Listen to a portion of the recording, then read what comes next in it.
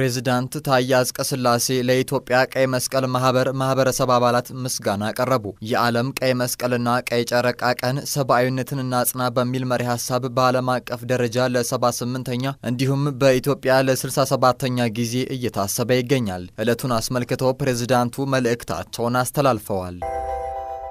ሶስተኛው ዓለም አቀፍ የሰላም የአብሮነትና የልማት ጉባኤ ግንቦት 5 እና 6 በአዲስ አበባ ሊካሄድ ነው። ጉባኤው ከቡድን 20 ኢንተርፌዝ ፎረም ከአፍሪካ ህብረትና በአፍሪካ ህብረት ስር ከሚገኙ የተለያዩ ተቋማት ጋር በትብብር መዘጋጀቱ ተገልጿል። ጉባኤው በተባበሩት መንግስታት ዘላቂ የልማት ግቦች በአፍሪካ ህብረት አጀንዳ 2063 እንዲሁም በቀጣይ መስከረም ወር በደቡብ አፍሪካ በሚካሄደው የ2025 የቡድን 20 አባል ሀገራት የመሪዎቹ ጉባኤ ላይ እንደሚያተኩር ተገልጿል።